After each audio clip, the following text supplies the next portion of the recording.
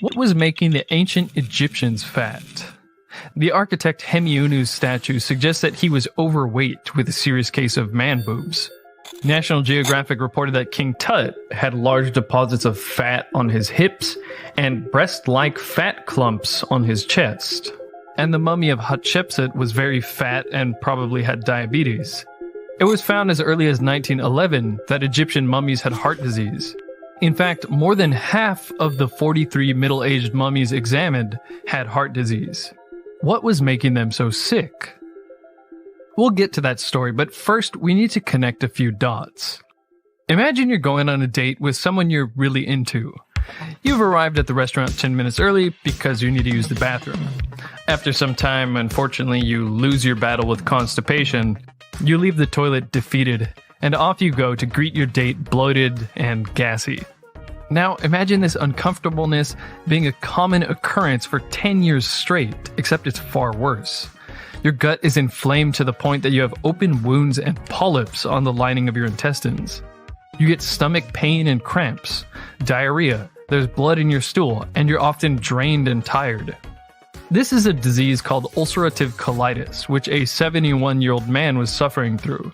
His health was pretty bad. He was also taking insulin and pills for his diabetes and high blood pressure.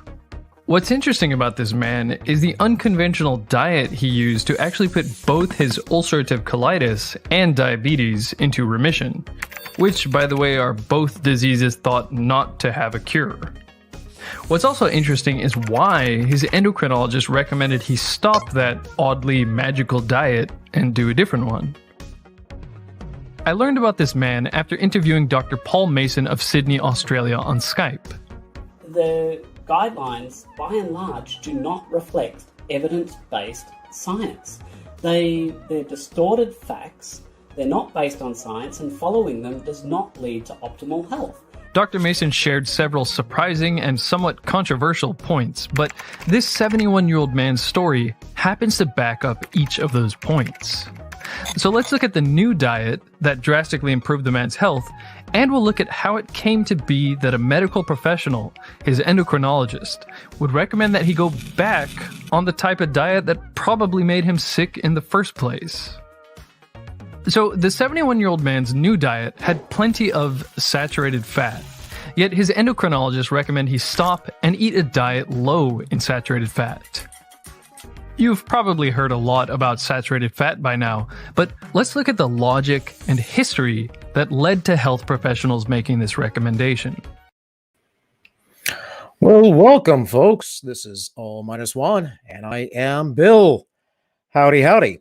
So today we're going to talk about diet, fitness, exercise stuff. The Alabastard and I have a little bit of a disagreement. We're not going to argue. We're just going to discuss, of course. And what you just saw there, for your own edification, is the YouTube channel What I've Learned, which is one of my favorite little channels. Puts out a video about once a month or so, well edited, well compiled as far as the information goes. So without further ado, I'll bring in the Alabastard. Hello. Hey. So before we get into it, for folks who don't know who you are, could you kind of give a little bit of background, what you do? You don't obviously have to dox yourself or anything like that, but no, that's fine. I am a licensed exercise therapist. Basically, it's part personal training, part physical therapy, and it's the recovery of sports-related injuries. So, and I am currently contracted to an NHL franchise on their physiotherapy team. So that's basically, and I've been doing this in some capacity for about 20 years. Okay, so there you go. There you go. So you've been in the field for a long time, and Yes. And part of what I titled this is that the what in the world did I even title it? I don't have the YouTube page pulled up, but basically there are presuppositions and dogmas and diet, because I think a lot of where we come from is from misinformation and preconceived thoughts that people are trying to pigeonhole into the science, where the science isn't really there.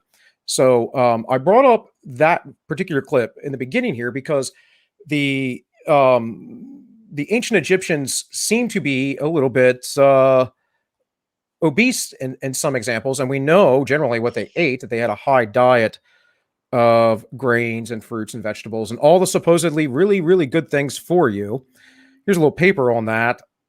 We don't need to go through this, but it talks about this and how Egyptian mummies has fueled the rise of the theory of carbohydrates cause obesity, heart disease, type 2 diabetes, and other modern diseases, yada, yada, yada. And I would argue from an anthropological and archaeological standpoint that when human beings came into agriculture, and the more agrarian their diets became, the shorter they became, the more brittle their bones became, and the more health incidences they had that didn't exist before when they were eating more hunter-gatherer style. Now, that doesn't mean that they didn't eat grains or fruits or tubers or any of those things. Probably not grains, but root vegetables and stuff like that, like maybe potatoes, carrots, radishes, those things. Here's another little article from Gizmodo if you guys want to check those things out. But in any case, I don't know. Any thoughts, Alabastard? Do you want to lay out? Well, this has a lot to do with the fact of the whole thing is that everybody comes from the extremely outdated use of the food pyramid. And Right. the food pyramid came in 1974, and it was based on the USDA recommendations. And part of it was the agricultural lobby. So they were really focused on bread and grains. And the problem is it's getting people to use processed flours. I mean, this is why we were talking about the whole keto and why it works, is because it's something that we use in the industry known as an elimination diet. And what elimination diets do is they take all the processed stuff out of your diet. So they get rid of all the processed sugars, all the processed flours, all the convenience foods, and we bring your diet back to the very basic brass tacks, your vegetables, your meats, and you take it down to the very things that are not going to be allergenic. Oftentimes you have allergies to things like nightshades. And so you bring your clients down to the very basics, and part of what you're going against is that our diets are so heavily sugared. I mean, it gets to the point where you start as a child, where they start them with candies and sugary cereals and all of these things. And it gets to the point that you have the taste equivalent of going nose blind to the sugar. So it's in your diet so much and you have no idea it's there. There's tons of sodium in the convenience food. So it's trying to get them back so that they taste for things and work on their portions, because the average portion in the United States is just absolutely out of whack. We eat one portion, like sometimes a day's calories. Right. But what I would suggest with most of that is that what's going on is the high amounts of carbohydrates. It doesn't matter in what form they are. Now, they will go in different pathways once digested. So fructose tends to go straight to the liver, whereas dextrose will go straight to your bloodstream and muscle glycogen stores. But generally speaking, we eat too much of that stuff. We don't go into ketosis often, I would say, which is something we're supposed to be doing every night. When you go to bed, you should be in ketosis while you're sleeping, unless you're like some athlete who's trying to put on a bunch of muscle and you're eating, at ridiculous hours or whatever, which I don't find natural. So, I mean, you can do that if you want, but I'm coming from an approach where I think, what it is natural for human beings. And I think there is a bit of a spectrum. But we have to get down to the brass tacks of what's affecting us. And these diets that we have that have this much processed food, as you said, but also latent with a ton of carbohydrates. I'm not anti-carb, guys, but we just eat a ton of carbohydrates in our today. We eat mostly that's right. Where we agree. We agree in that it's too much. It's oversaturated. But it's not just that. It's polyunsaturated fats. It's the vegetable oils. Obviously, the abundant amount of trans fats that was in food forever. So all these things cause hormonal cascades. And these hormonal cascades, these things that happen, they turn on and off switches, affect how you feel. For instance, ghrelin is known as the hunger hormone, right? There's ghrelin, there's leptin. Yep. And so if you eat a higher carbohydrate diet, you're going to constantly have fluctuations of insulin, which is not good in many ways, right? We know that the longest living mammals, animals, whatever period, human beings all have low insulin levels. This is just known science. insulin is a like a kind of a master hormone, but those that have high elevated insulin levels often are not getting nutrients into their body because they don't have the insulin sensitivity to have a little bit push it in. And so a lot of these things get stored as fat, any of these extra calories. With that hormonal cycle with the carbohydrates, it makes you constantly hungry. Versus if you're eating more fat and protein, particularly protein, you're going to be satiated more. The data is pretty clear on that. It will suppress your hunger hormones much more. You'll eat a lot less. In fact, it may be the primary reason why people on ketogenic style diets actually tend to consume less calories. We can get into the calorie thing because I think you can use it as a measurement, but when people get into the calories in, calories out thing, you're not talking about science at that point, because your metabolism changes so much in so many different ways at so many different times. There's so many hormonal cascades and things going on. So some people will direct calories to fat. Some people will basically excrete them through feces and urine and sweat. And other people will just burn them off through thermogenesis, which is your body heat being consumed. So, there's arguments out there for it doesn't violate the first law of thermodynamics, which is the 0th law, because if it did, it doesn't, because it doesn't violate the second law. And we can get into closed systems and open systems and all those things. But primarily, I think the disagreement we had was, do you need carbohydrates? Right. So I don't know. I'll let you take it from there. From what I just said, we can go back and forth. I don't want to talk too much. I want to hear what you have to say. So, well, for me, I'm saying like the average soccer mom, no, not as much, but we're talking about for me and the athletes that I work with, these are guys that are taking themselves up to the wall and seeing if they can crash through it. So the way I treat their diets is going to be very different than the way that I would, the stay-at-home mom of 3 that comes into me to lose a few pounds. I'm not going to treat her the same as one of my players. And I think what happens with things like paleo, keto, and these diets that come out and become more of a mainstream fad is that they become sacred cows to certain people. And if you say that, yeah, well, that doesn't work for everyone, then you're tipping their sacred cow, and they're going to fight you. They're going to fight you tooth and nail. Right. And that's the idea, is that it's great for most people, but there are some for who it doesn't work. And that's basically the gist of it. Because I agree with you. Yeah, for myself, that's almost the way I eat. But the idea of the fact is that for most of us, the carbohydrates that I eat, I'm not having bread. I'm not having these super starchy foods, the pre-made things. I'm not having pasta. I'm having the broccoli. I'm having the sweet potato when I do put them in my diet. And, it's the idea. And even still, the types of food you eat, the quality is often more important than the quantity that you're eating. The calories in, calories out is just, it's a guideline. It's sort of right. And the thing with it is it's a guideline. It's not a law. It's same with the BMI. It's a great guideline if you're working with normies. But when you're working with one of my players, like even myself will be with a really, who's got thick bones, thick neck, thick muscles, right? The BMI is going to say he's obese, regardless of, the musculature, right? Yeah, you have to be. I mean, there are ways to calculate body fat percentages and stuff like that we could go into, but it's just a whole bunch of, it's. I wish doctors would use calipers more than they use the BMI, but because I get in this fight every year, so because at 5'3" and 135, my doctors say, you need to lose weight. It's like, no, I can bench press your car. No, I don't. Right. Well, and that's the other thing is what doctors often teach. Doctors aren't really generally educated in diet.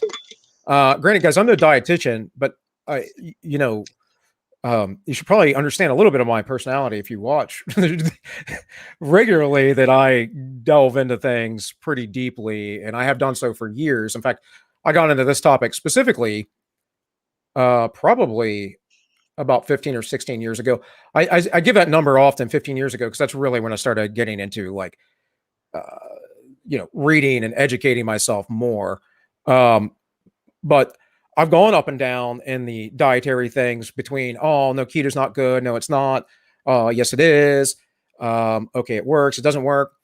I made most of the mistakes that people make. One of the best things I found out was, the majority of the reason why people get the keto flu is because they're not getting enough electrolytes, particularly certain salts. So you mentioned sodium, by the way. Sodium's a whole nother thing, folks, than salt, like real salts. You need salts. So, and I don't know that sodium's terrible for you unless you already have high blood pressure or anything like that. But what I will say is that as far as the keto goes, it isn't, which is what I've always said, necessarily perfect for everybody, nor do I think you should always be in ketosis. But right here, just a quick little article without getting too over anyone's head. I have some of these lovely gene polymorphisms that are listed here that perhaps you guys should know about. Now, what you need to understand about this, though, is gene polymorphisms generally aren't as widely distributed like something like dyslexia, which is considered to be like 30% of the population. Often these are like 2% of the population. And just because you have one of these polymorphisms doesn't mean there aren't other mechanisms in your body to break down these things, but it's to break down the fats or get the ketones, the beta hydroxybutyrate, all that good stuff that keeps your body running. So here's the MT gene. This only happens when I'm on stream. I can't speak suddenly. What it does, it makes choline to support liver function. The liver needs to convert fats to ketones. So this is a super important with a keto diet for keeping the liver healthy and not bogged down processing increased fat in the diet. And mind you guys, I have all kinds of studies that we could look at. I can bring up here, but I'm just trying to keep this very layperson as much as possible. So, so here's FADS2. Mind you, this isn't a comprehensive list either, but these are just some things that might be the reason why you don't do well on a ketogenic diet. But there is some other factors, right, that I'd like to talk about too, like the Randall cycle and some other things that is almost never mentioned unless you listen to certain people. The FUT2 plays an important role in how well you absorb fats. So again, you can find these things if you do your own research, which is what I always suggest. And of course, talk to your doctor unless you're, crazy like me and you do everything on your own because you don't hardly trust anybody else. You don't trust anybody else with your own body. At least I don't. I mean, it's me in the end. The ACAT allows the body to convert proteins and fats into ATP energy. That's another thing with the calories in, calories out, guys, is your body generally does not use protein for calories. It can. It's not the main priority for it, though. It's fat and glucose. ADIPOQ relates to hormone releases in the intestinal tract when we eat food, which has to do with how much insulin is secreted and affects blood sugar, type 2 diabetes, and so forth. And so we have a bunch of genes here. They all have, names. This is the big one, the PPAR alpha.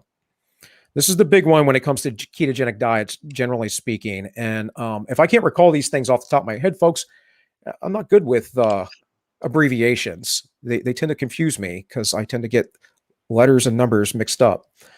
The ACSL1 is another one. I think it said right there, the something about bacon fat, saturated fats from animals like bacon, fat bombs. Yeah, has to do with how well you metabolize it. So again, you may have a defective gene, so to speak. Doesn't mean you're defective. These things happen.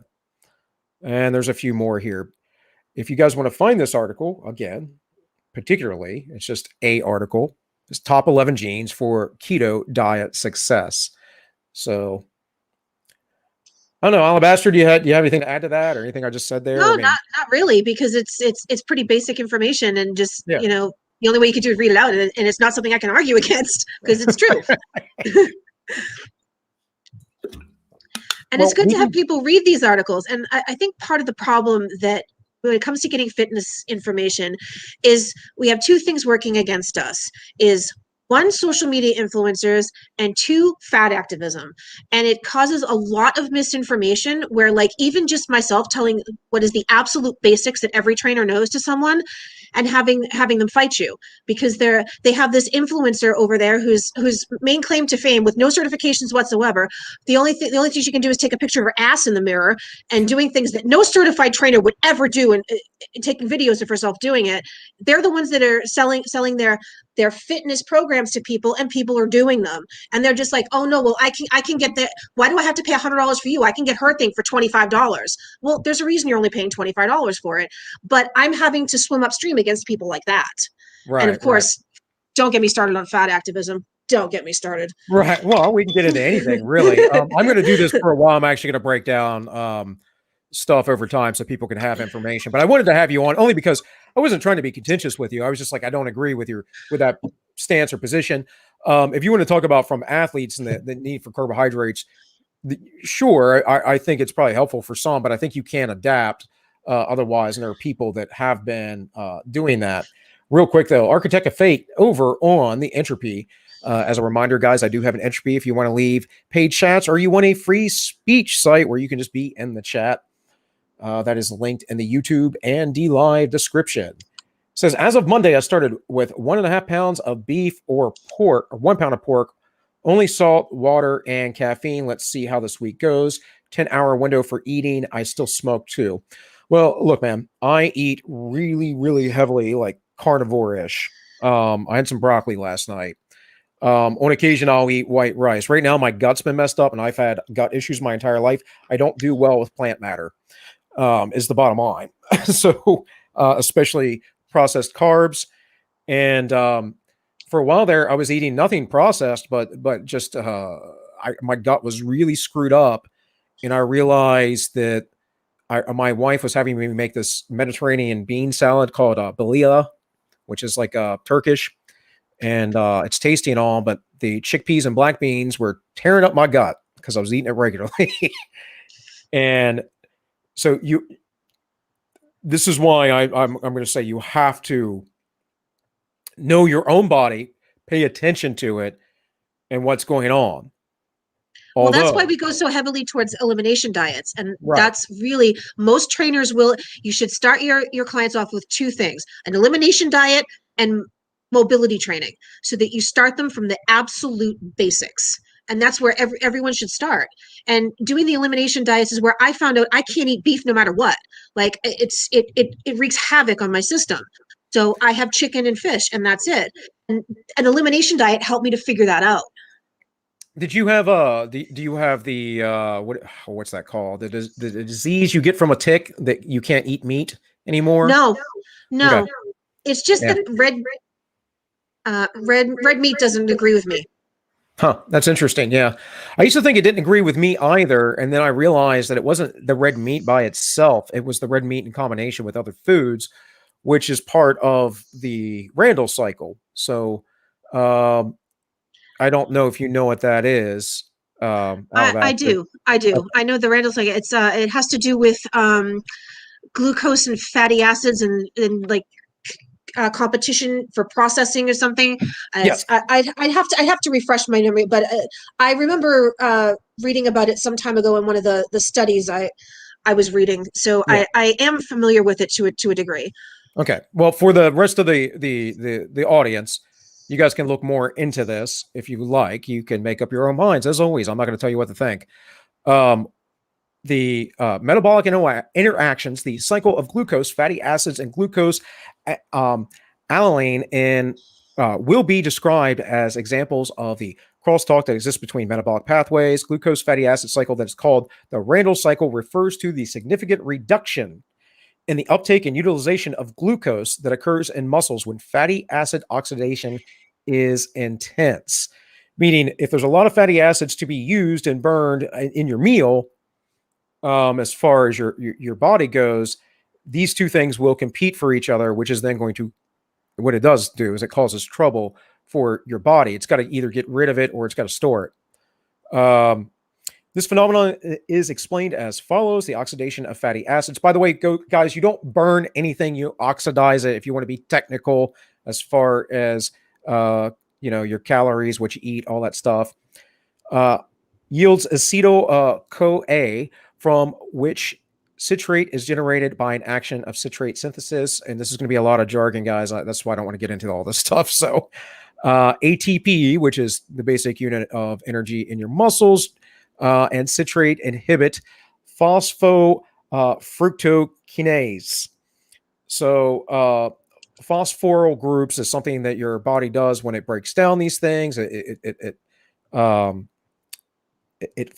that called? Phosphorylation, isn't that correct? Am I pronouncing that correct? Yes, I believe so. With accumulation of substrates for previous stages, including yada, yada, yada. This glucose fatty acid crosstalk is also observed in adipose tissue. When blood glucose is high, the pancreas secretes insulin. This hormone depletes lipase, which is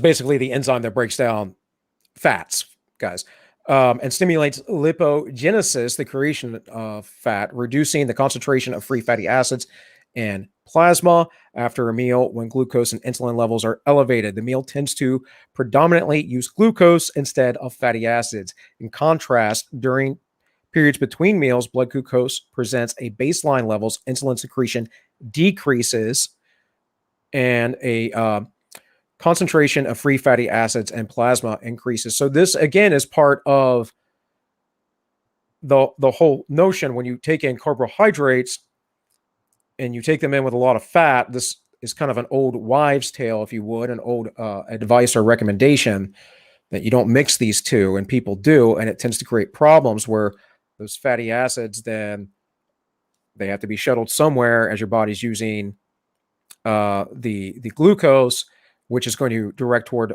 muscle tissue, skeletal muscle tissue, organ muscle tissue, heart muscle tissue. Actually, your heart prefers fat and ketones and stuff like that, much like your brain tends to. Although we could argue about that because people say it prefers glucose, but I find the brain on ketones seems to be a lot more clear. So in any case, I don't know, Alabastard. What do you think of all that? We're just reading studies, and I just can't argue with that, Yeah. Basically, when your glucose goes down, or so your insulin goes down, you burn more fat. You have glucagons expressed, and your oh crap, why can't I think of? I don't know. I'm blanking out on names right now of hormones, but basically your growth hormone goes up. Another thing is that happens, at least in men. I know more about men than I do women, so I apologize, ladies, if you're listening. In men, the testosterone levels go up as you eat. Every time you eat, your testosterone levels drop significantly, and they re-uptick later on. So the point of this is if you're eating meals like high carbohydrate meals that's making you have this hormonal hungry cycle, you're constantly chasing it, all those fatty acids need to be directed somewhere. You're probably going to store them if you don't burn them.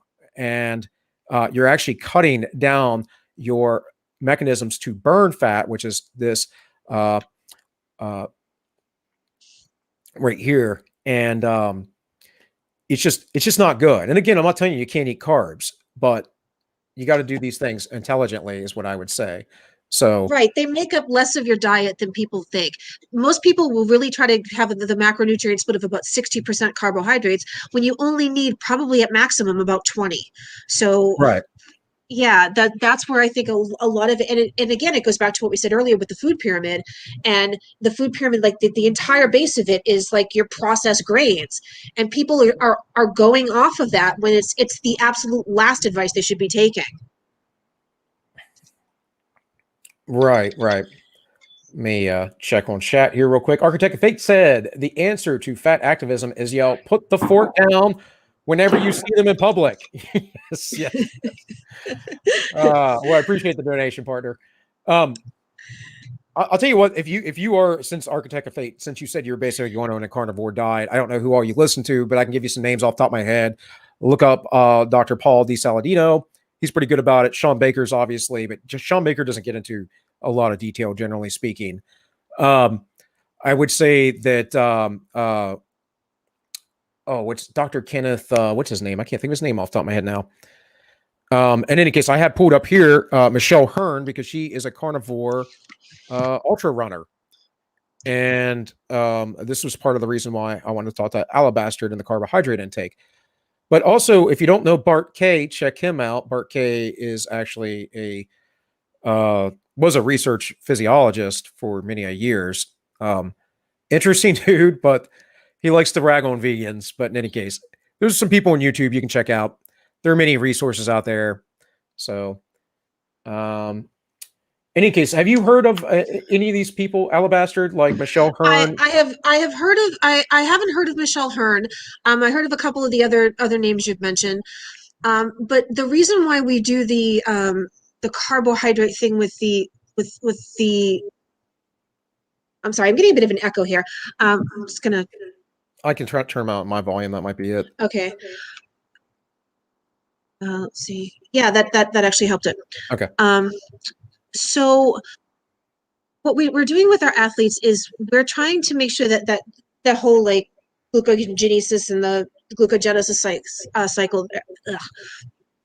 Sorry, I'm still hearing that echo. It's like a delay. I don't have any volume up anywhere else. Yeah, I don't have it on anything else either. So let me check my audio. I got echo cancellation on. Let's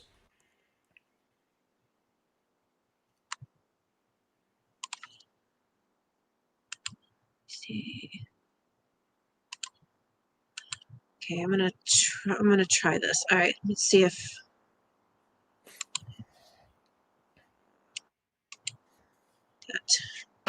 Yeah, I'm not hearing anything now. Okay, I think I'm trying to. I just muted and unmuted myself, and it released. I don't know. It's got to be this laptop. StreamYards is weird too. I know you were saying you were having laptop issues beforehand, so yeah. Yeah. What our point of the matter is we're trying to keep our players, because we're thinking of endurance, and we wanting to make sure that they have enough stored back so that they don't bonk in the middle of the game or the session or the practice. And that's usually the theory behind it. And I sent you that paper with the whole that I sent you on Twitter. Yeah, I got that right here. Yeah. And that's basically the cycle that we're working with, and making sure that they have enough glucose so that they don't reach that point where they call bonking, and they just, and so it's more for endurance kind of sports. Yeah, what I would say to that is a lot of this is a matter of adaptation, where most athletes who aren't well adapted. In fact, I do have a study on that from recently. They did a study on ketogenic adaptation that see if I can find what folder I put it in. In any case, you have to remember, I'm dealing with rookies as much as I'm dealing with the seasoned veterans. Oh, yeah, I mean, and that's basically where it is we're working the rookies up to their endurance. Look, I mean, it depended, like if I was to work with you, like in the past, when I worked with clients, it would have been one-on-one. And the first thing I'd tell them is, I'm not a dietitian. I can tell you what I would do, you know, but you can't necessarily give advice. You have to stay in your lane. But I would say, this is how I eat, or how I would say, here are the resources to go check out, that this is what I think works. It works for me. Again, I very much believe in the individual. We all have various genetics and come from various, ancestries, which is hugely important in understanding how we eat. For instance, it seems that Asians tend not to tolerate lactose very well because it's not been in their diet for a long time. Although there is recent evidence that if you introduce it to their diet within a generation or two, they tolerate it fine. So a lot of things when it comes to like the carbs, for instance, I would say are and those guys needing it. Yeah, you want to get them on a good, decent diet, a good balanced diet, something that's going to give them good energy. But had they been keto adapted for a very long time, they wouldn't necessarily need it, or keto adapted for that endurance event. I think Peter Attia is another really good one to talk about these kind of things. But there is actually a paper I want to look for here. It's somewhere in my notes.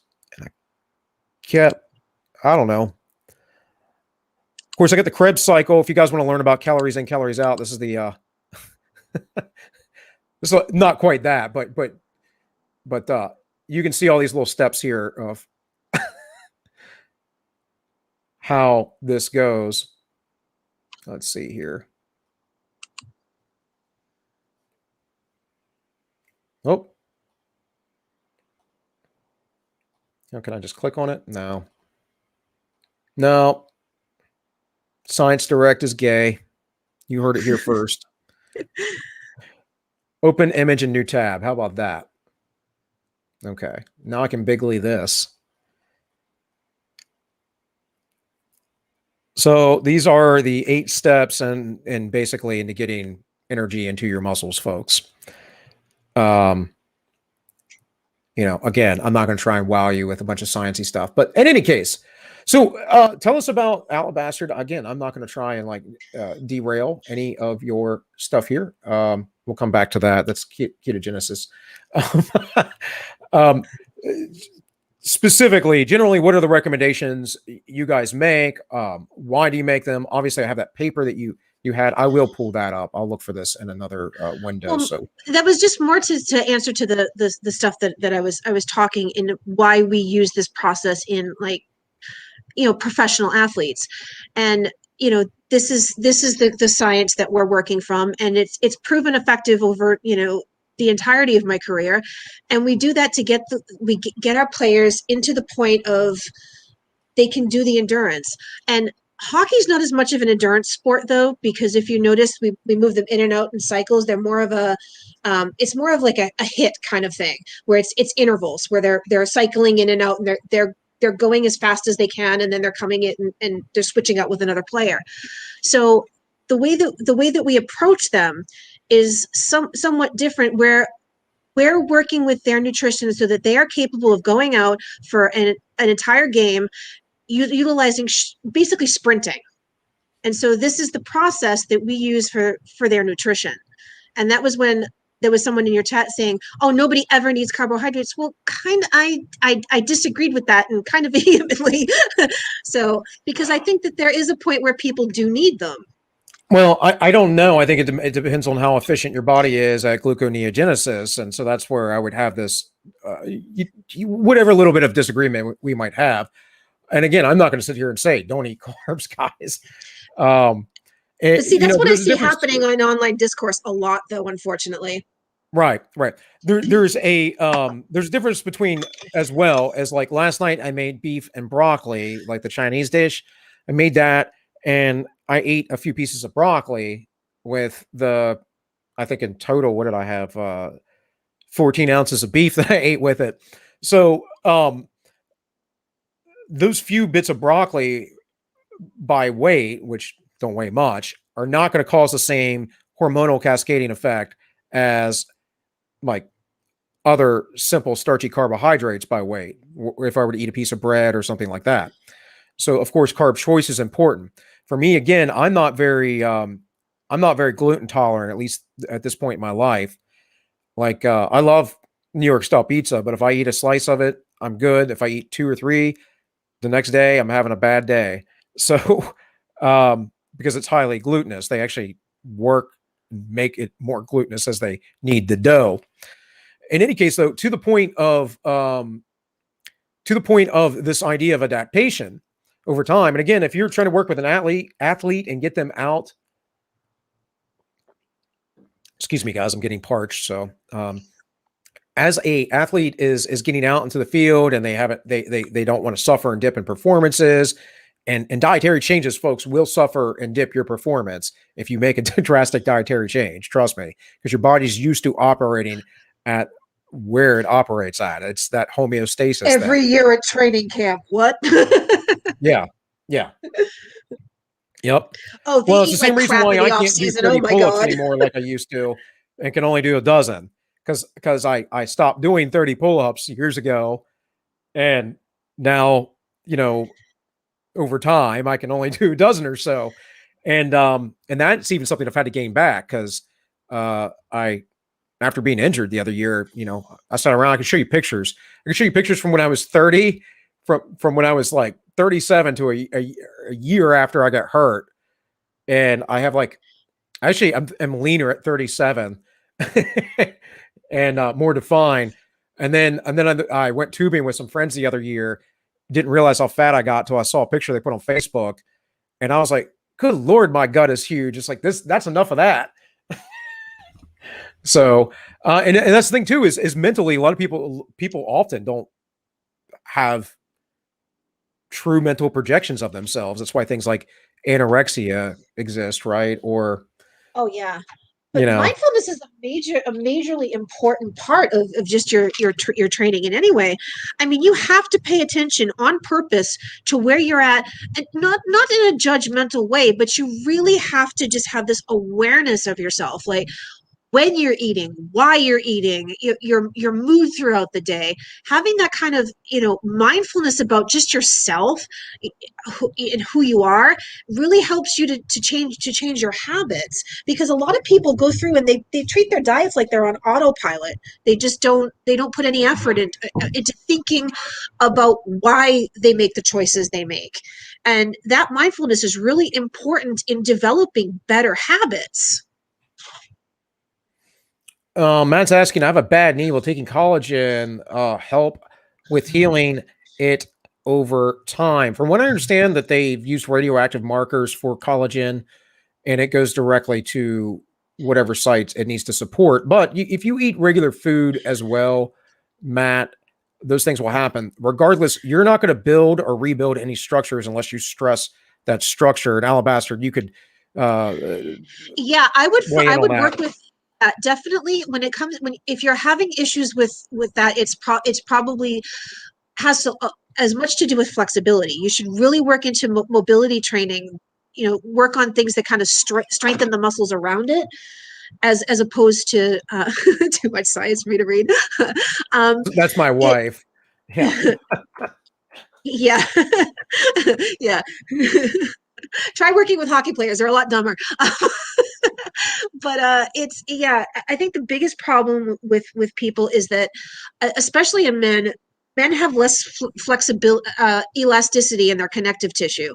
So you're going to have to work on mobility for your knees. Like everybody should be doing yoga. Everybody should be incorporating that in some capacity, because it helps with your flexibility, it helps with your mobility, and it helps you be less stuck. Because when you do the asanas or the poses, you're putting your body and stretching it in ways that you don't ordinarily do. I mean, personally, I am a huge fan of the pigeon pose because my hips get so stuck every day from doing what I do. And especially when I'm, being on skates, I get really quad heavy. So I really have to work on stretching up my hamstrings and working on those. Yeah, if you guys bike too, that'll make you really quad dominant, Yeah. and your hamstrings will atrophy. And for me, I have a bad knee, but not necessarily that it's bad. I have knee ache and pain, but it's because of my hip. And same reason why I have back issues is because of my hip, because my hip doesn't sit in the socket right, and there's issues there. And I've been trying to rehab it for a long time, and I'm getting better. And what I found, and I like yoga too, but what I found for me is very intelligent strength stretching. So when I strength train, what I do is also stretch at the same time. So one of the guys that I really like is Ben Patrick. He's a knees over toe guy on YouTube. The ATG group, I really like their stuff. He is a disciple of Charles Poliquin.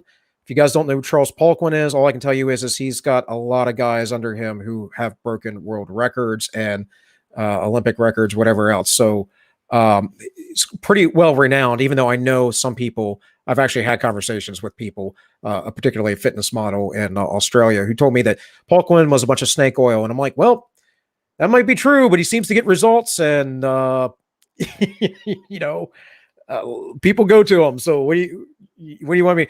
What do you want me to say? Because there's a difference too, folks, in what science can tell us and what people you would call maybe a clinician, as far as a strength coach, can tell us, because they keep records of dozens of athletes. They're doing a scientific process, but it's not the same as, say, a research study, right? And most research studies, when it comes to the field of strength and conditioning and those kind of things, they're not really generally done very well. They're generally only focusing on one muscle, particularly, or a few muscles, or they don't always figure in the difference between trained and untrained individuals. There's a number of things, like any study, that they can confuse. But before I go any further in that, though, I did want to talk about these few studies I just brought up. So this was just this past February. This was people that were on a low carbohydrate diet for like 6 months or more that were keto adapted, and they basically had larger insulin responses to glucose, if I'm not mistaken. And this is what you would kind of expect for someone who's been using nothing but ketones for a long time. Just like I wouldn't expect someone who's basically sugar adapted to be able to use ketones regularly. So there's this idea out there in the sphere of needing metabolic flexibility. And I think your body is naturally going to be metabolically flexible depending on how you treat it.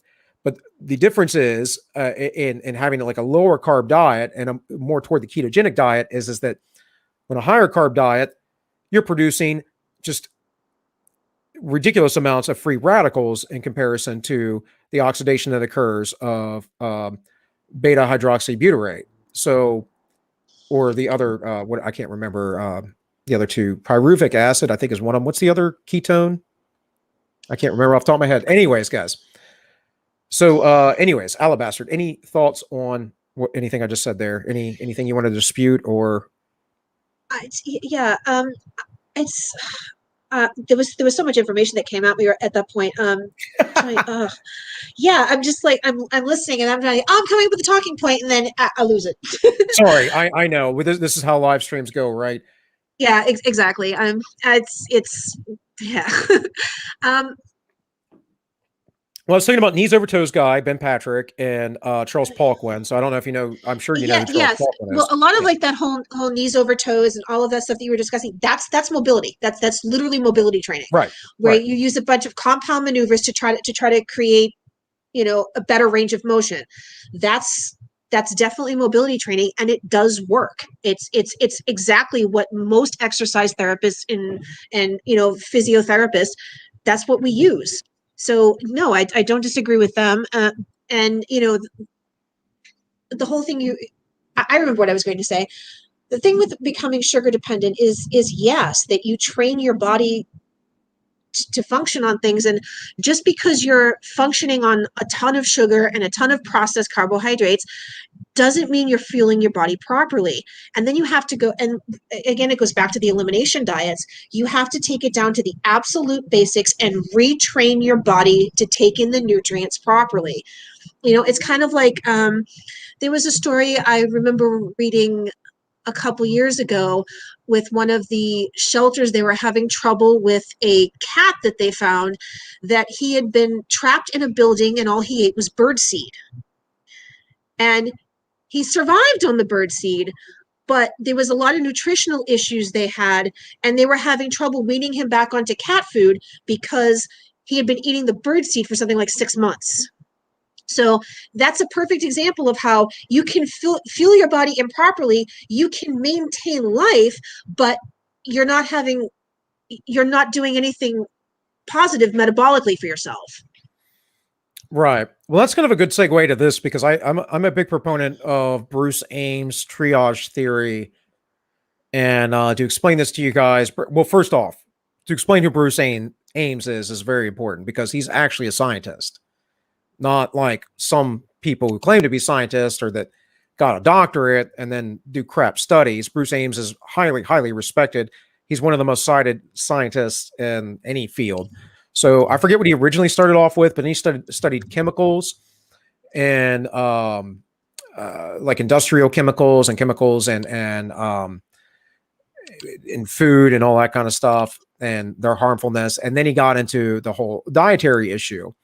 And so if you've ever watched Dr. Rhonda Patrick on Joe Rogan, that is her mentor, Bruce Ames. So he came up with this theory after many years of research that essentially your body will triage the most important processes in your system with what nutrients it has, meaning those other processes that aren't that aren't being tended to are going to be neglected, right? Because you're not getting enough nutrients. And I'm talking about generally here, micronutrients, as this says. Micronutrient deficiencies cause insidious damage that accelerate age-associated chronic disease. And all of the evidence over the years that I have looked at, which is what I'm going to try to unfold to you guys for the next couple of weeks, probably on Tuesdays, that is, all of the evidence that I've looked at seems to be this. Because one of the first things I really got into was Weston A. Price. This was, again, like 15, 16 years ago. And Weston A. Price lived in the 20s, 30s, 40s, whatever, went around the world when there were still a lot of indigenous people living hunter-gatherer lifestyles, and they had tremendous health. They had no cancer. They had no heart disease. They had no tooth decay. And he found out that these are all diseases of basically modernity, of industrialized society. So this is kind of important in understanding why, as we age, we get less healthy and less recuperative. Because if we started off, at point A and we're going all the way to point B, and that point A is at our birth, and we have crap nutrition until we're 50, things are going to be really bad as you continue to age, as your body has triaged those nutrients. So again, it's a theory. This isn't like hard science, but I do think it's a really good theory. So again, Alabastard, do you got anything you want? No, I think that's very true. I mean, if you see people who have, like, I've played sports since I was 9 years old, and the way my body has aged, as opposed to people that are my own age, I'm 46 and regularly get taken for someone who's about 10 years younger. And I've always been very, very careful about my diet, careful about my training, careful about, my mindfulness, keeping the community around me that is in line with my goals, getting rid of the things that are toxic to me in my environment, making sure that I'm constantly assessing and adjusting my habits. But then you have people that, they were the ones out there. They're the wine moms. They're eating like crap. They're partying all the time. They're my age now, and they honestly look like they're already in their 50s. And it is. It's if you treat your body like an amusement park, then it's going to start looking like one of the abandoned ones after a while. And you do see it. People who have really poor diets, they don't take care of themselves, they don't exercise, they do age poorly. And that's purely anecdotal at this point, but I mean, there's got to be something to it. And there's the science for it. I mean, I hadn't heard of this prior to that. So that's interesting. I'll have to look at that link. There is a ton of science on this, actually. But again, like I said, like I've always approached this. I was really interested in my, basically my fitness journey before I got into really before I got to the military, I just did martial arts.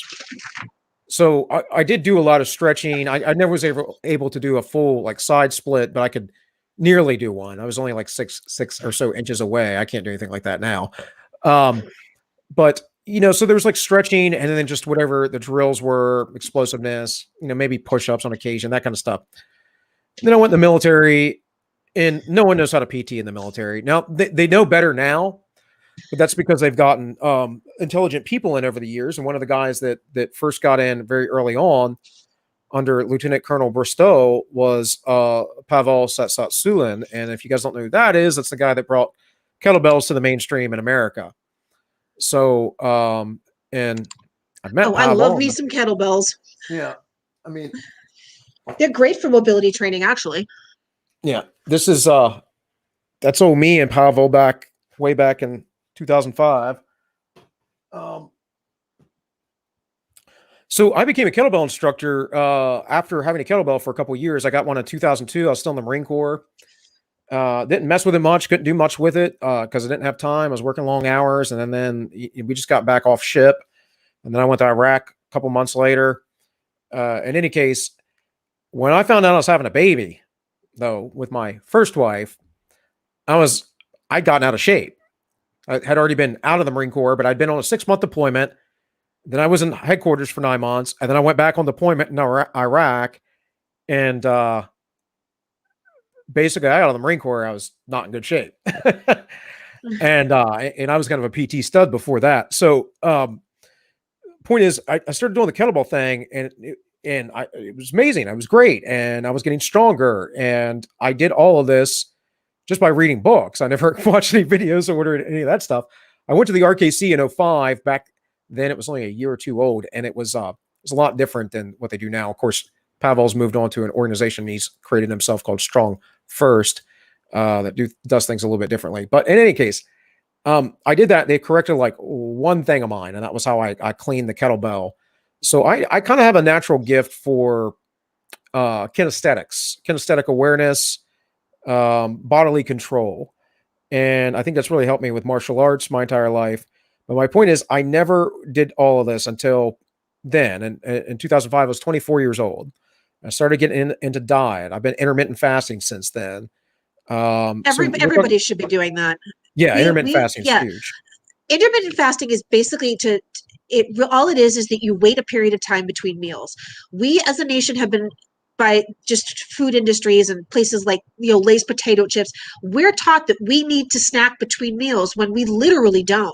If you're working your diet properly, your 3 meals a day and maybe a little something before you go to bed if you tend to wake up really hungry in the morning. Like I only eat breakfast, lunch, and dinner, and occasionally if I'm having a little something post workout, that's it. That's all I do. And if you're planning your diet properly, that's all you should have to do. We as a whole snack way too much. Right. And if you look up this guy, Dr. Sanchid Adedana, whatever, Panda, but he goes by Sanchid, I believe. You look him up, he does a whole thing on time restricted feeding. There's actually an app you can download and be engaged and study these in. I participated in it for a while. But what he's found is that people that eat past a 12-hour marker, they essentially screw up their circadian rhythms. Your diet is tied to your circadian clock, your internal bio clock. And this sets off certain enzymes and processes and whatever else. We basically become unhealthy for it. And if you restrict your eating to at least a 12-hour window or under 10 hours, you'll actually improve your endurance. But at least 12 hours, you will improve like all of your general biomarkers, regardless of what you're eating. So he just calls it time restricted eating. There's lots of stuff for him. You guys just watch me live search this. This is really good. You want to watch him with Dr. Rhonda Patrick. So this is from 2016. So, of course, she has got lots of good stuff. I generally would recommend her, even if I don't always agree with her. So, any thoughts, any other thing you want to add in here, Alabastard? We got a whole nother hour, so we can talk about whatever. If you want to talk about something specifically, please let me know. No, I'm just putting my comments on what you've studied and how it applies to what I do. So, because here's the thing, and one of the things that people don't realize is that a lot of the times, like, you are way more informed than some of the normies that I deal with. Because what happens is you get the science and you get it in the holds of like one of these influencers. They kind of bastardize a little bit, and like the normies don't know the difference because they just they take it at face value, and that's kind of where we're at a lot of the times. Well, honestly, I would suggest I'm going to be terrible, which is why I could never really do this. But I would suggest that I know enough information that I could school a lot of people who have gone and gotten masters or doctorates and like nutrition, because they ignore things. There are so many presuppositions that they ignore and assume that these things must take place. And there really is a huge bias toward vegan and animal-based diets, plant-based diets. But the problem with that is that you primarily eat a plant-based diet. Regardless of what they say about human consumption of meat and too much high consumption of meat or whatever, meat consumption has actually seemingly gone down over the years. And there, at least red meat consumption. There is more meat consumption as a whole, from what I understand, but it's all poultry. And frankly, I don't think poultry is the ideal for human beings. Now, if that's all you can eat, fine. You eat it. If it's fine for you, it's fine for you. It doesn't satisfy me at all. I feel not good if I just eat like bird alone.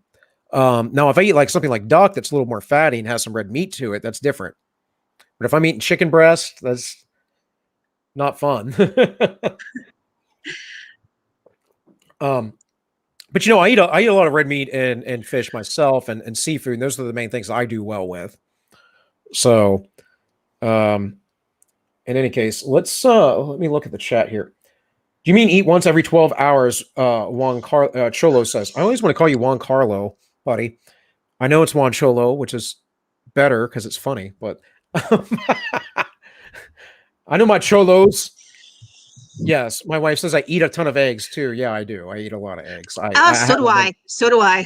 Yeah, eggs are probably one of the most nutritious foods you all can eat that are like. That's usually my post-workout snack is an egg and a little bit of peanut butter. Yeah. No, not eat once every 12 hours, although that's fine too, buddy, if that works for you. I'm not going to sit here and dictate otherwise. I did bring up a bunch of books that I was going to let people, let me pull this down. I'm not saying these are the best books. I'm saying these are good books to put you in the right direction. First off, a book I'm going to tell you not to read. Now, you may do whatever you want, but this is a form of a cyclical ketogenic diet. And the guy, I mean, I haven't read this in years, but I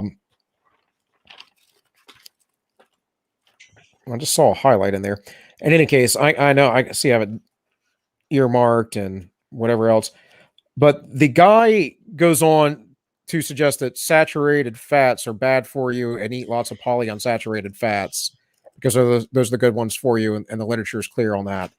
And that is completely... Yeah, but that's been debunked since. Right. That's completely backwards. Well, this guy is... when did he write this book? So the copyright is in 2005. Okay. I don't know if it's been updated. I didn't read this book in 2005. I probably read this in 2010 or something, I would guess. But I would stay away from stuff like anything that's going to tell you to eat polyunsaturated fats in unlimited amounts. They're wrong. They're highly unstable, and highly inflammatory for your body. You need some. Your omega-3s, your omega-6s, and your omega-9s. You're going to get that just by eating food. Almost guaranteed. If you're eating grass-fed beef, you're definitely going to get it. If you eat a little bit of salmon, you're going to get it. If you eat a lot of salmon, sardines, herring, like I do, you're going to get what you need. So there's that. The thing with polyunsaturated fats and trans fats is that they're processed so that they remain solid at room temperature, which is what they're not supposed to do. So anything that processes something away from its original state that much is not going to be good for you. Right. Yeah. Well, for the trans fat, yes. Not polyunsaturated fats would be like your things like your the majority of your peanut oils, the majority of your cooking oils that are vegetable oils. Olive oil is mostly monounsaturated. Mind you guys, I should clarify this. All dietary fats are classified by the majority chain fatty acid that are in them. So bacon, for instance, and bacon grease is classified as a saturated fat. If you look at the breakdown, the length of the chain, and the saturated, the monounsaturated, and the polyunsaturated. The polyunsaturated is very small, and the mono and saturated are almost equal, meaning there are almost equal parts of monounsaturated fat. That is well, without getting too into detail for people who don't know, the saturation has to do with if there is a hydrogen on the chain or not. So, there's poly is multiple, mono is one, right? So blah, blah, blah, blah, science. Right. Like I said, I'm not trying to get too sciencey here. Just trying to keep it simple for folks. No, I know what you feel, because you have a lot of the science running around your head. And now you have to walk around with someone who's just going to glaze over, and you try to put it in layman's terms, and it's harder than you think. Yeah. Well, and all I was going to say is that yes, those foods that are classified as polyunsaturated fats, they are almost 50%, they're 50% or more, or 40% or more, whatever, between those breakdowns polyunsaturated fats. It's a lot. It's way more than you're going to get from most animal foods. So they tend to be, we are seeing over and over again, they tend to be the things that are causing a lot of the inflammation with the high elevated sugar, the insulin resistance, and, et cetera, et cetera. And I have a couple things on that. Well, I want to bring something else up, actually. Do you have any qualms against high protein diets and kidney function? It depends. Like, are we talking in terms of bodybuilders blowing their kidneys out because they cycle it with dehydration? That's where, see, what happens is why people talk about the kidney is because what the kidneys do is they process the excess protein to get it out of your system. And why they use that as a reason to say that keto is bad is because they use bodybuilders as an example. But what's happening in that situation is that they do dehydration cycles right before an event. So it's the dehydration cycles that they're doing that are messing up their kidneys, not the protein. I'm sure the steroids and everything else too. So. There's that too. And figure competition, it's not as much, but when you have like actual like bodybuilding, I don't think there's any of those guys that aren't juicing. No, I agree. And honestly, Alabastard, I think that this is one of the problems here in the U.S. See, this is the other thing, is because I got into the kettlebell thing and all that, started getting a diet. I started training. I started getting into Russian martial arts. I started reading a lot of Russian sports science literature, as much as I could get a hold of at the time. I've trained with a lot of former Spetsnaz guys over the years.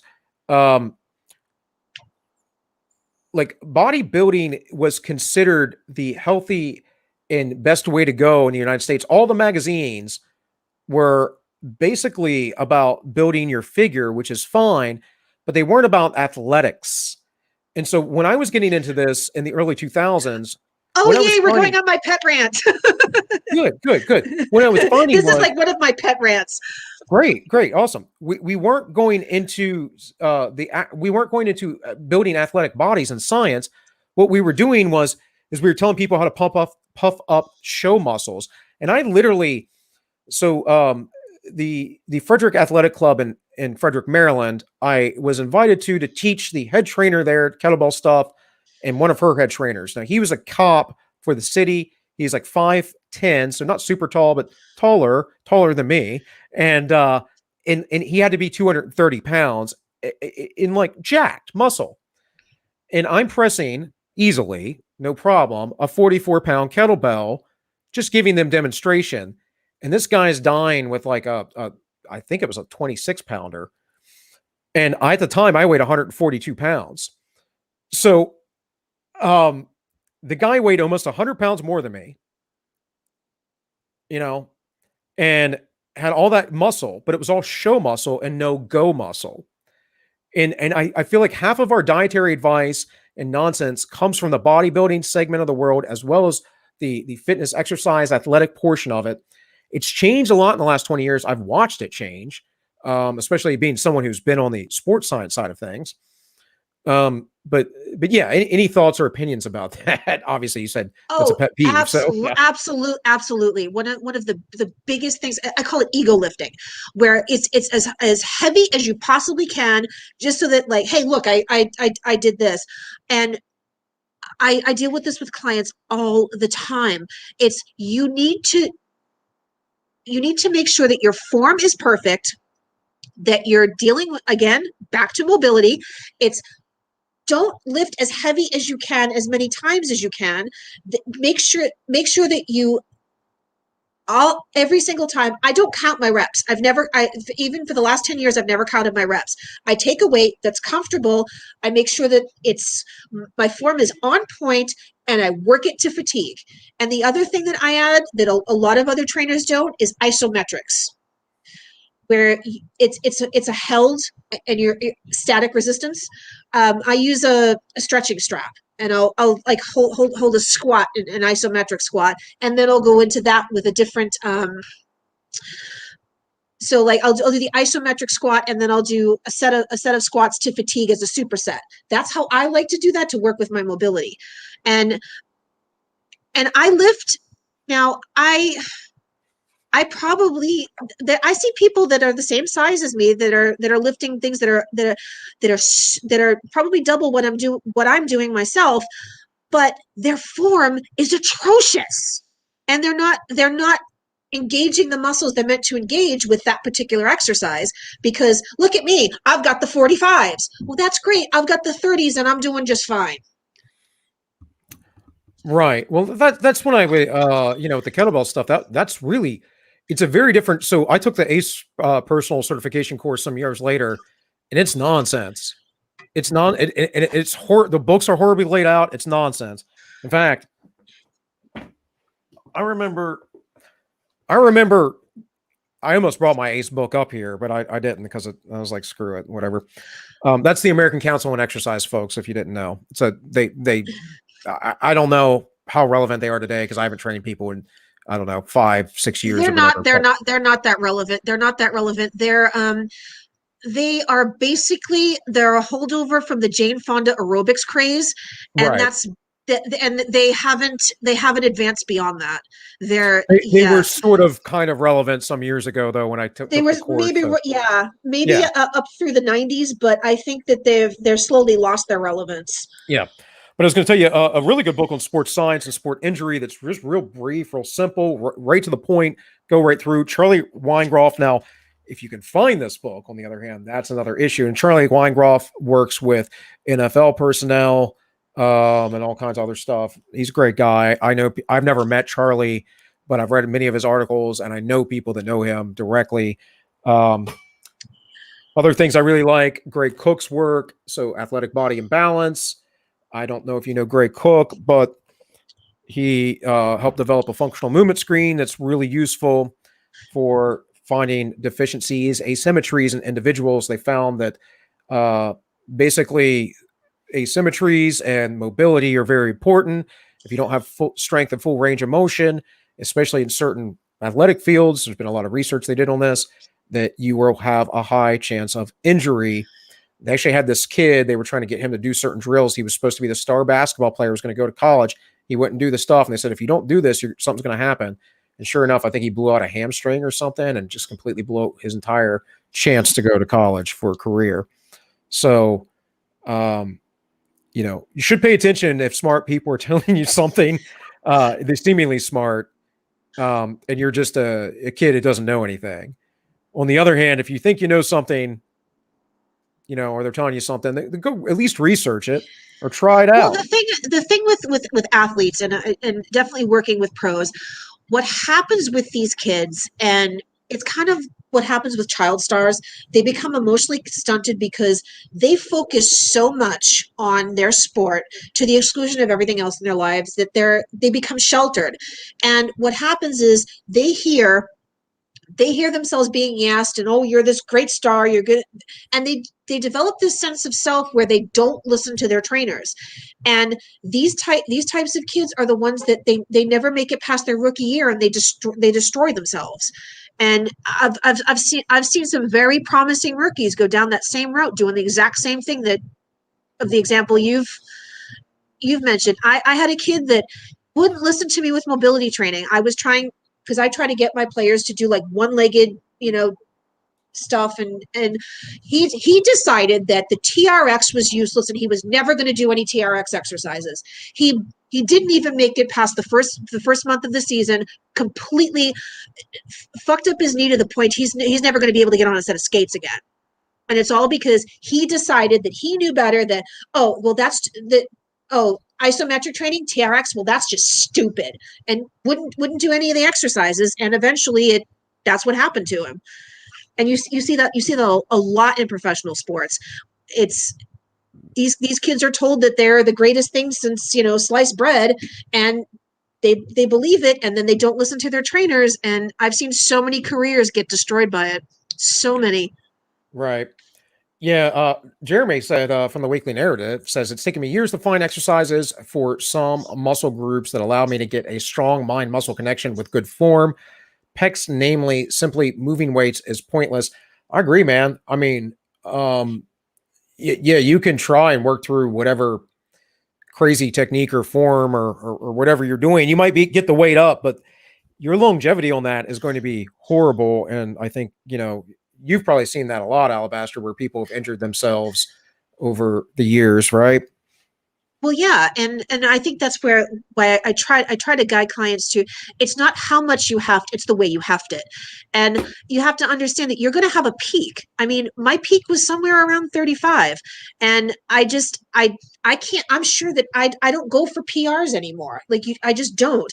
That personal record, hey, it was great when I was younger, but right now I want to make sure that, I'm at that age where I have to worry about things like, arthritis may be coming on at some point, and especially all the years of playing hockey. And let's get honest, my handle comes from my roller derby days, and that was Okay. I did some very stupid things then, and some of my joints are paying for it. And I was the bruiser, I was the one knocking people out of the way for the jammer.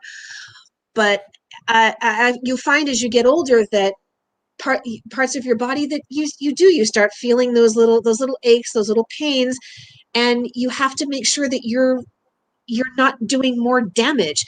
And also, strength training helps with osteoporosis. So Right. that's definitely something that and it runs in my family on my mother's side. Like they've all had it. So the same with diabetes, which is why there's almost no sugar in my diet. Diabetes is on both sides of my family. So I'm making sure that everything that I do is preparing for the stuff that I know is going to happen to me as I get older. And remember, you don't always, people think that, as you get older and the more you lift, the stronger you get. But like, I'm not going to be able to lift weights at 85 that I can now lift at, in my 40s. So you have to remember to maintain mobility. Mobility is key. As long as you can stay fluid through those ranges of motion, then that's all you need, because you're not going to be that, old man sitting on the couch because nothing works anymore. Yeah, well, as far as, because this is more like something that I've been really been interested in, and granted, I know I do some stupid stuff, like I don't drink a lot, but I mean, there have been periods in my life where I've drank more than others, and I when I do drink, we were all in our 20s once.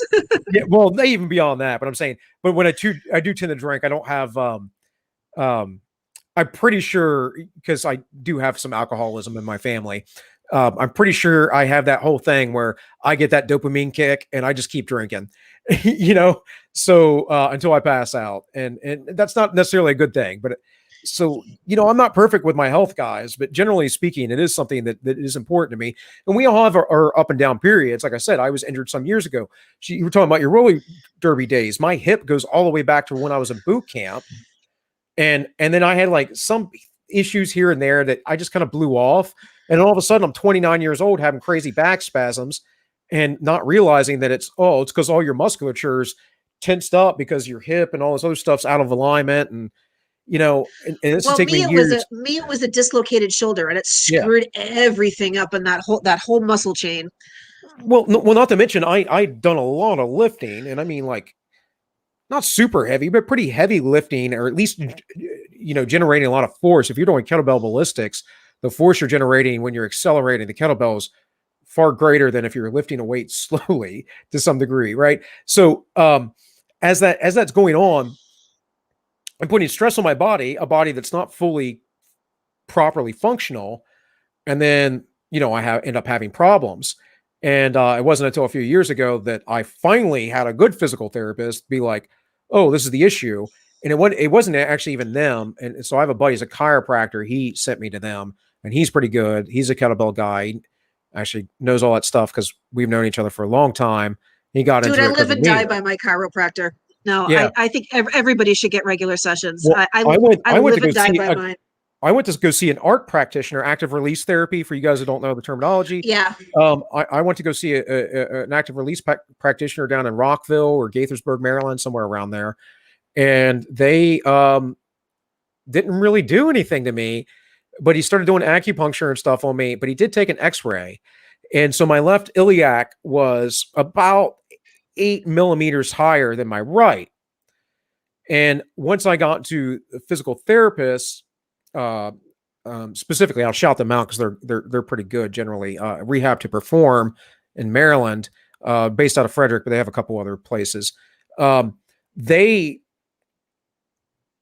guy, he's actually straight out of PT school, but the guy like was looking at me and felt around and all, and he goes, looks like your right hip's actually pulled forward and actually dipped forward, and so my hips were open. So I have good external rotation, but my internal rotation on my left hip is very poor because it's kind of impacted in the back of the joint.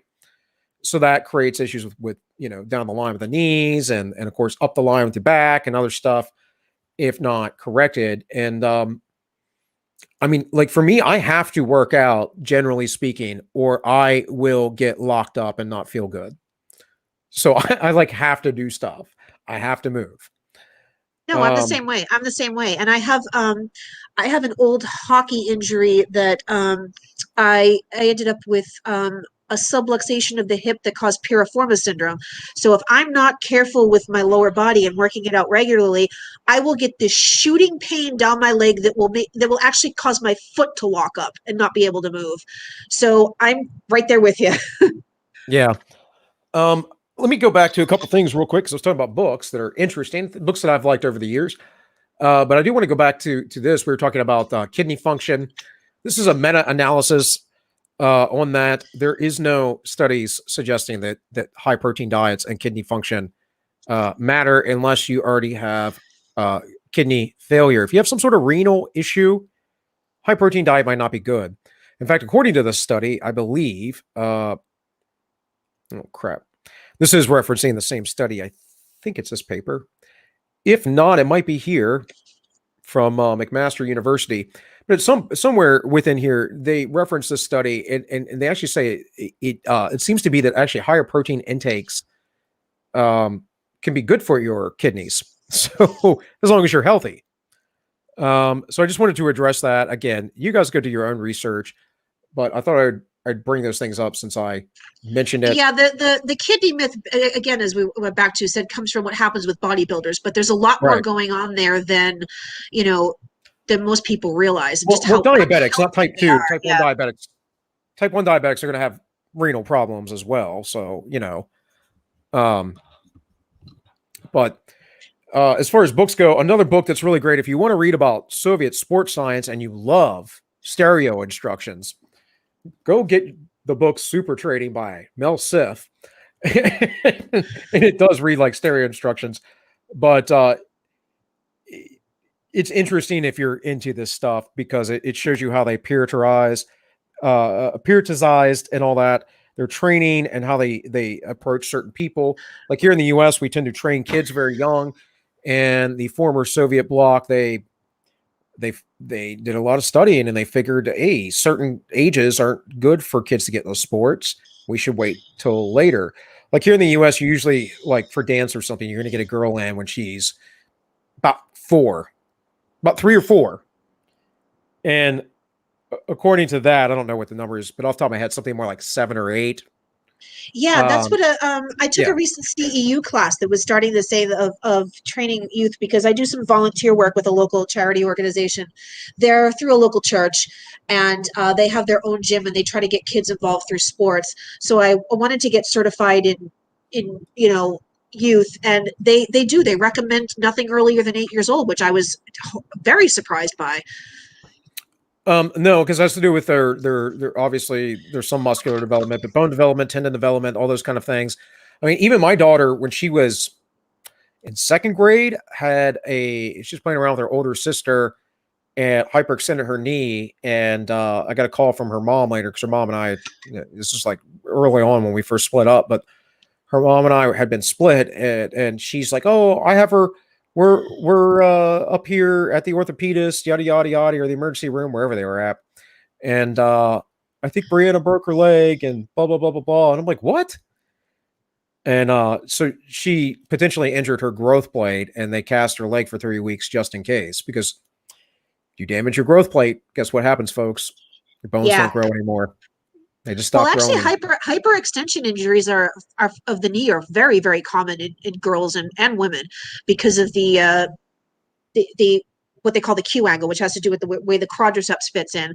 And they couple that with women have more elasticity in their connective tissues, like their tendons, their fascia. So hyperextension injuries in women is common, which is why I ended up dislocating my shoulder, because it hyperextended. So it's very, very common, and something you really have to be careful with when you're dealing with female athletes. But like I said, I don't know kids that much because I very rarely worked with them. I mostly worked with like high school and above. Yeah, I mean, that's understandable. Well, at that age, they're still developing, basically until you're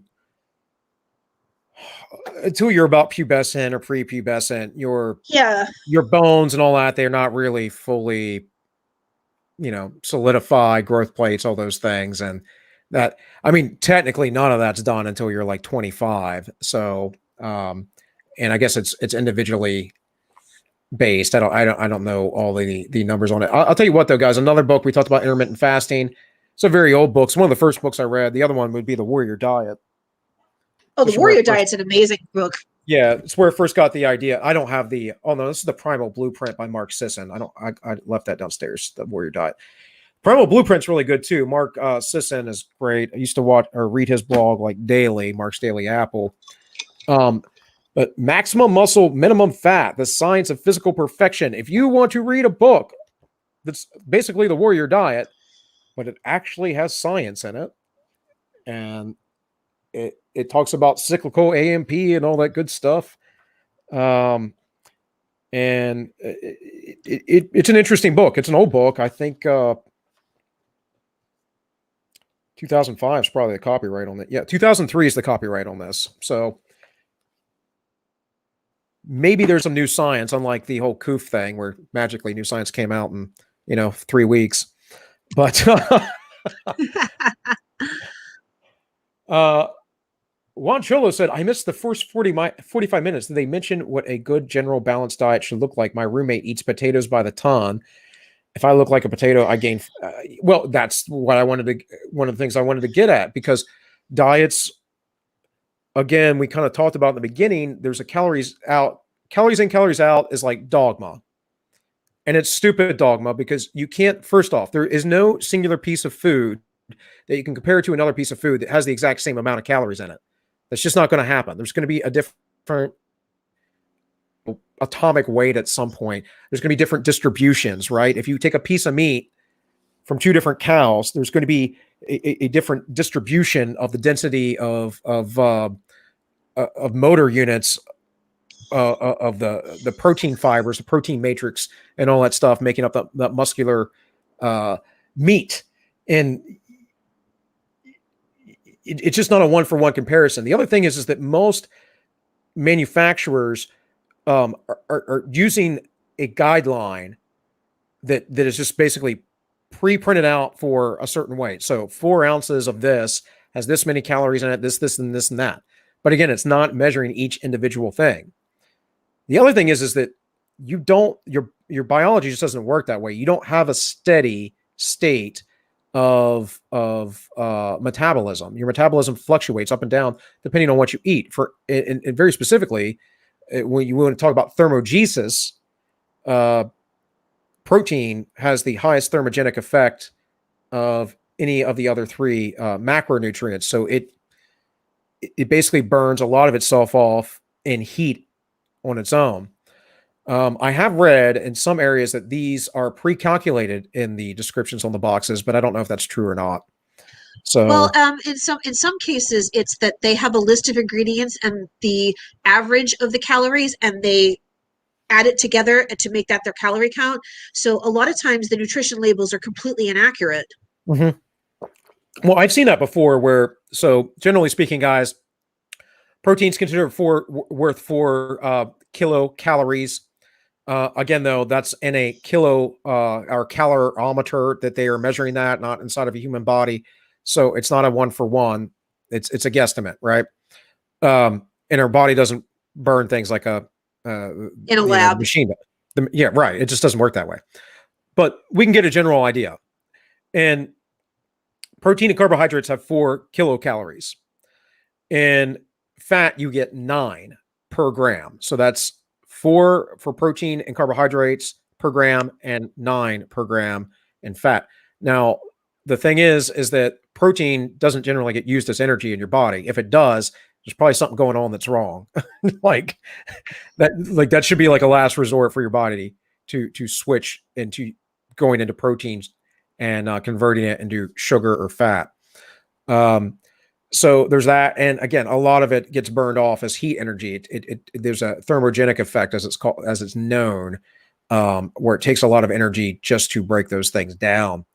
So again, though, decent guideline, and generally I would recommend you keep your protein about 20 to 30% of your diet, and the rest of your calories should come from calories that are going to make up the energy, which is going to be fat and carbohydrates.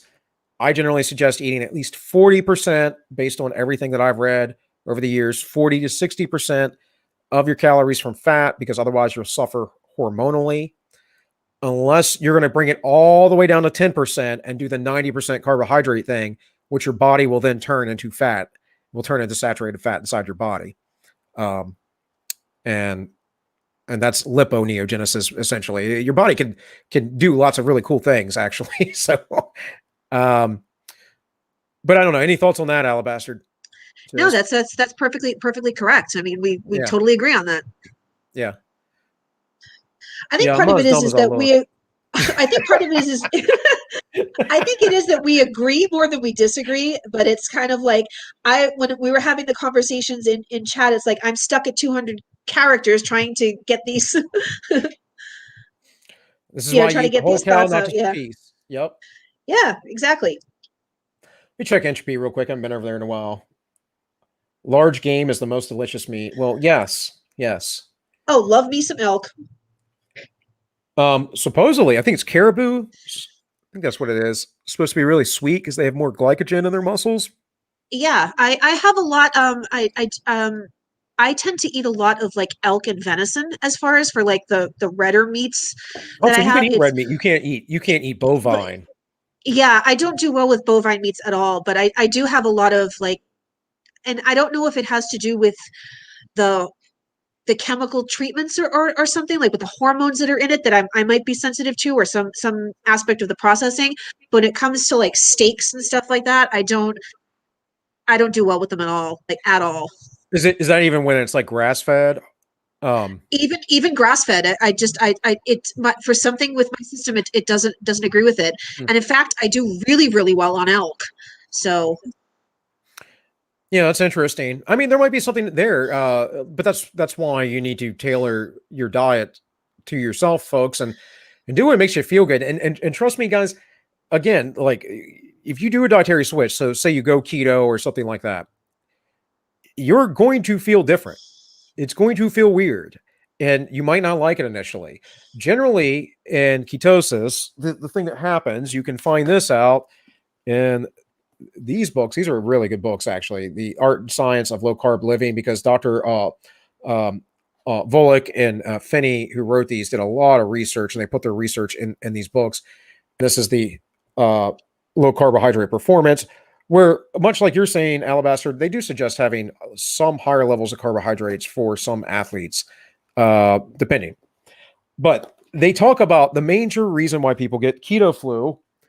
And the major reason is generally because you're losing electrolytes, because once you have flushed your system of carbohydrates, that glucose holds on to 3 to 4 molecules of water in your system. Therefore, you're flushing a lot of water out, and there goes all of the salts that you need, essentially, for basic metabolism. Well, and what happens with elimination diets too is that you're getting rid of all of the chemicals from the processing, and you do have that what they call a healing crisis. I hate the term, but it's the best I could come up with in the moment, where your body is just resetting. Yeah. No doubt. I mean, right. Well, it's like coming off, if you're addicted to something like sugar or heroin, you're not going to feel the best when you're coming off of it. Yeah, which is why we usually do the elimination diets. I try to minimize them at like 4 weeks. You want to do at least a month of it to get that 21-day cycle in. I prefer to do them about 6 weeks before I start adding things back in with clients. Like my preferred length of time is 6 weeks to get the elimination diet. I don't know. I don't feel like I have any success with anything I don't do for at least 8 to 12 weeks, but that's me. Well, you know, and also I mean, I've heard like different things from different people, like a month, 6 weeks. Look, I know you can work out for a month or 6 weeks. We're just talking about exercise, not necessarily diet, and see changes for sure. But for me with diet, I think like in the past, I've done straight carnivore and I've had just really bad diarrhea and never got over it. But I think maybe I need to do it longer. But also I started that diet at the time doing carnivore like that because, well, my gut was really jacked up and I was trying to help get it fixed. So Juan Cholo says, what kind of carbs are better than others? I've heard it is best to avoid wheat and rice. When which sorts of carbs should I look for? Well, this is a rabbit hole question, buddy. But what I will tell you is that wheat is high in gluten, and glutinous carbs are not well tolerated by a lot of people, although they can tolerate some of them, but over time they tend to catch up. Rice doesn't have that issue. Potatoes don't. Obviously, any sort of root vegetable like carrots, beets, radishes, they have a little bit more carbohydrates than, say, your leafy greens or whatever. Fruit has fructose in it, not the worst, because when you eat a piece of fruit, there's a lot of water and fiber and other stuff that'll slow down, but that does go straight to your liver. It's known to contribute to fatty liver disease. So there's a lot of information out there. I will try and cover some of this again over the next couple of weeks. I don't know everything. I know a lot because this is a field I'm kind of passionate about, but and I've spent a long time in. And also, I mean, I used to train people, so like on the regular. So if it wasn't my rule of thumb for like your basic, like, your normie, so to speak, is stay away from stuff that's processed, basically. Because rice is over processed, wheat flour is over processed, bread is over processed. Try to get things that are more in their natural state, for lack of a better way of putting it, like your steamed broccolis, your carrots, your other vegetables, getting your hybrid from, bake a sweet potato, sprinkle a little bit of herb on it. Don't put all the butter and all that crap on it. Have it, because what I do is what I like to do is I get the harissa spice and put it on my sweet potatoes and have that as my side with my meats. So that's how I get carbohydrates in my diet. I don't have a lot of rice. I don't have a lot of breads. I mean, you see a lot of these diets that are being put out there. There's a lot of bulgur in it. There's a lot of, those kinds of things, and they're overly processed. And I think that's where a lot of the sensitivity comes, is it breaks them down in a way that we don't digest them well. Well, there's, I mean, we'd have to get into the whole thing, and I'm not going to spend a lot of time on it here, but there's a lot of anti-nutrients in plant foods, guys. And so I will bring this up real quick. Matt Lalonde, who's a biochemist at Harvard. Again, I'm not saying trust the experts here, but I mean, credentials are somewhat important, right? But let me pull this over here. He's got a couple videos on YouTube that go through the nutritional density of food. So one of the things that I can tell you that for a fact is correct is that vegetables are not more nutritious than animal products, unless you're talking about something specifically like sea vegetables. And that's because they get a lot of contact in the water, so they absorb a lot of nutrients and stuff. But generally speaking, meats of various types, including organ meats, have the highest nutritional density. And after that, it's actually spices. And now spices can cause issues with folks as well, right? But we're talking about seasoning, spices, things that we use to make our food taste good and also to preserve our food. A lot of spices were actually used, guys, to kill bacteria, and they also provide like capsicum, various things like hot peppers and all provide vitamin C, a lot of vitamin C. That's another thing to consider is that if you're eating mostly meat, you actually need less vitamin C because vitamin C competes for carbohydrates. They compete for the same receptors. I think that's the GLUT4 receptor, if I'm not mistaken. So you're going to need more. If you're a person that smokes, right? Like, as far as I know, you need more vitamin C because your body depletes more of it when you smoke. So there's lots of factors to be involved here. So to answer your question simply and easily would be disingenuous of me, and I can't do that quite. I can just give you information. So here I have Matt Lalonde, organic chemist perspective on paleo. Here from Abel James, who I used to watch a lot, says Matt Lalonde, why nutrient dense matters, paleo fails, and what to eat for dinner. And in that video specifically, it's been years since I've watched it, but I'm pretty sure he talks about, eating potatoes, but not eating the skins because of all the anti-nutrients in the skins. Now, again, you make up your own mind. You eat what you want to eat. I don't care. If you want to eat McDonald's every day, go eat McDonald's every day. Just don't come complain to me that, your health sucks and whatever else. Matt Lalonde, nutrient density, sticking to essentials. And one more, Matt Lalonde, the science of nutrition. Any of these can be found on YouTube. If you type in his name, you'll probably find him. And he's a biochemist, gets into the actual biochemistry, looked up the numbers. And when I talk about nutrition, guys, I'm not just talking about like raw numbers. I'm talking about what's bioavailable for your body to use.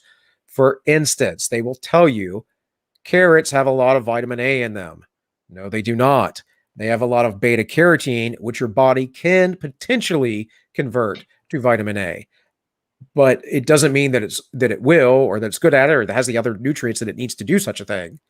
So a lot of information out there is misrepresented, which again is why I wanted to talk about these things, because there's a lot of, I mean, Alabastard, you've said it. There's just a lot of people completely misrepresenting the information or going like way too far with it or whatever else it might be, right?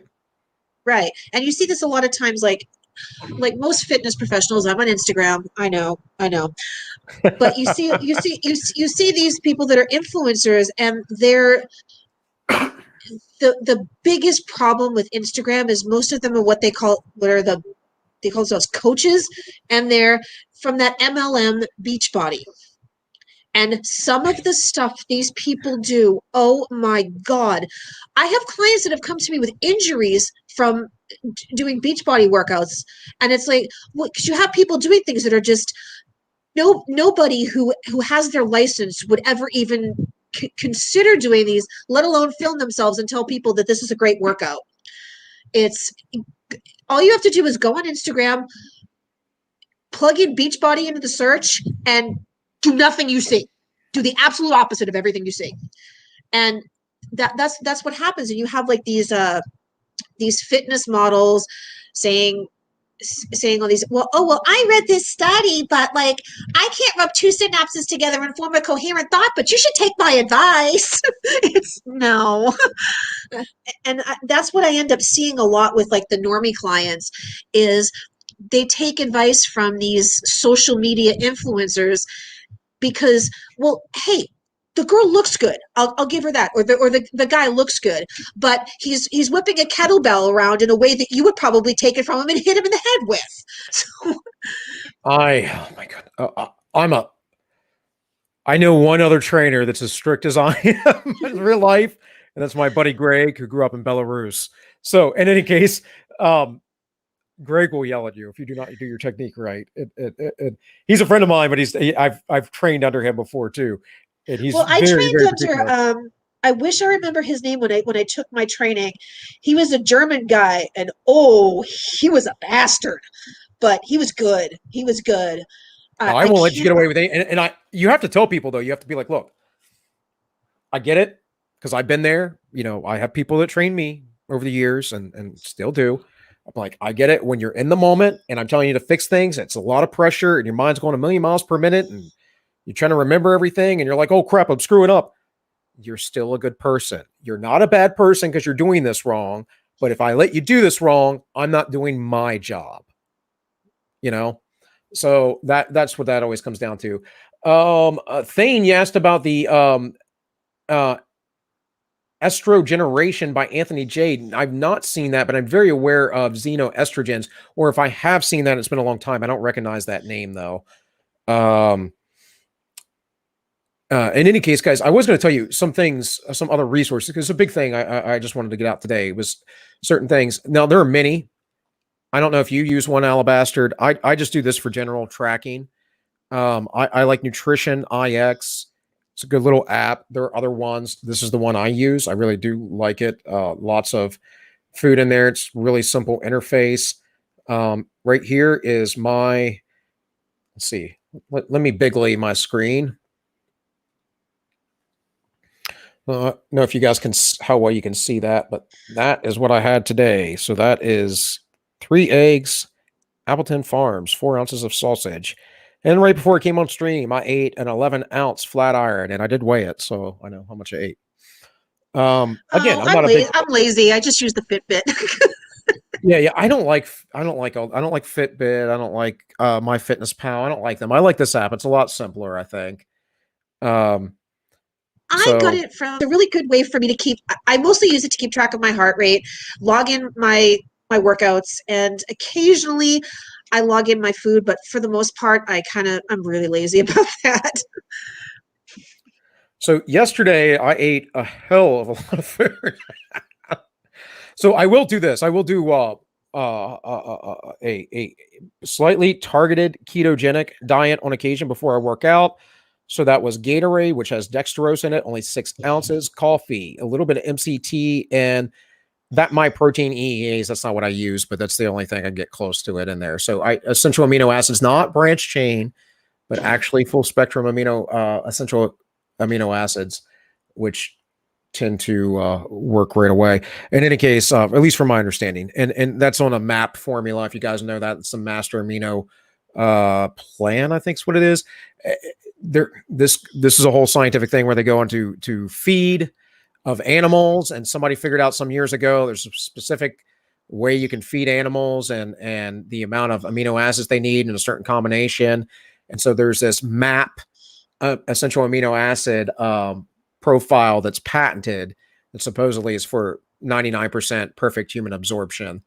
So interesting stuff. I'm always experimenting with things, and I don't suggest you spend a lot of money. I buy cheap stuff. So, and speaking of which, this guy's not my favorite guy. I'm not trying to endorse him, but just again, books to check into. The Ultramind Solution, very great book to read, to have different perspectives.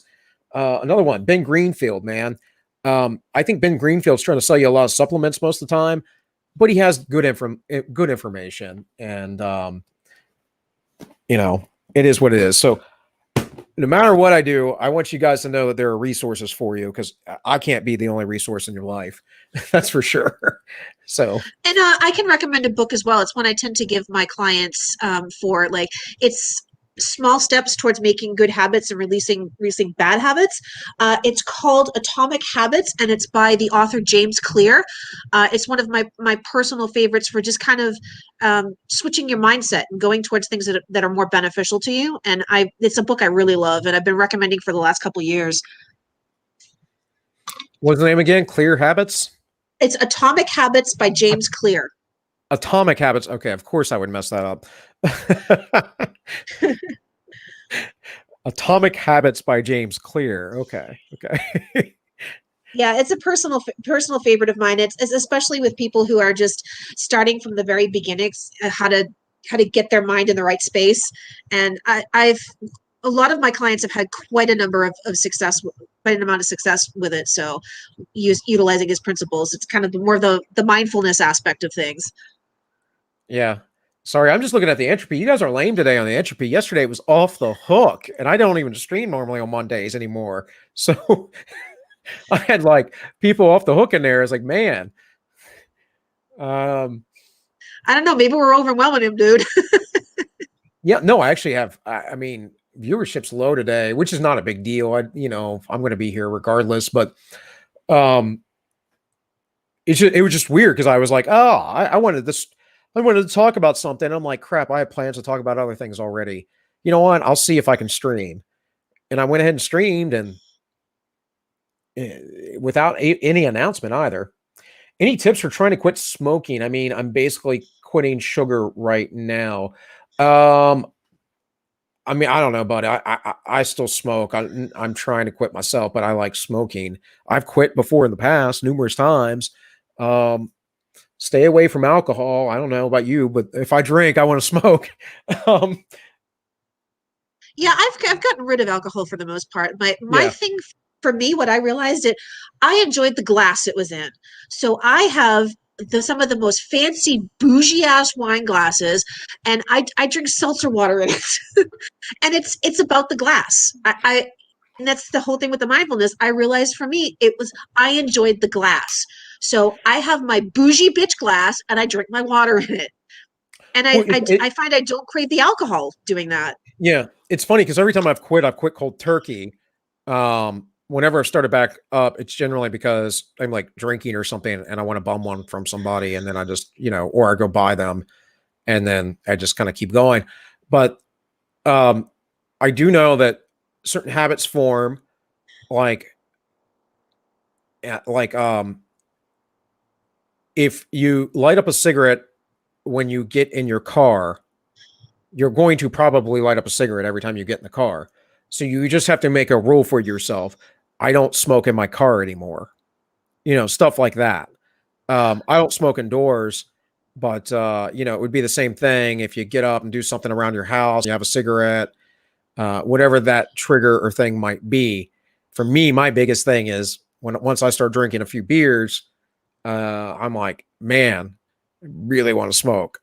So, well, I find when I have negative habits that are related to just kind of like a pattern, I work to replace it with something else I still follow that pattern, but I'm doing something else that's better than what I was doing before.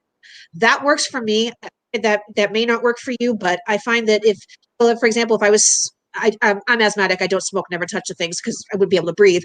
But if I lit a cigarette every time I went in my car, well, what is something I can replace that with every time I get in my car that I can do, just so that I'm not focusing on the cigarette. I'm focusing on, oh, well, I do something else now. It's creating a new habit. Well, I realized the other year. I'm very successful with doing that for myself, like with the wine glass thing. Right. Yeah. What I tend to see is for myself is what ingrained patterns am I reinforcing? So one of them particularly, like I'm a dude, so I like to pee outside if I can.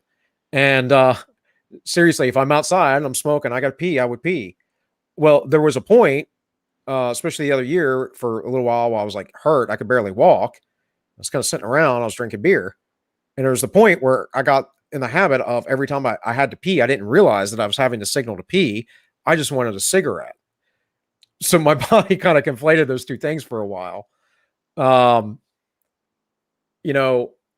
I said, I'm not like guys, I'm not some like perfectly disciplined individual. I'm decent, I can tell you as far as my big five personality goes, I'm like in the 60th percentile of industriousness.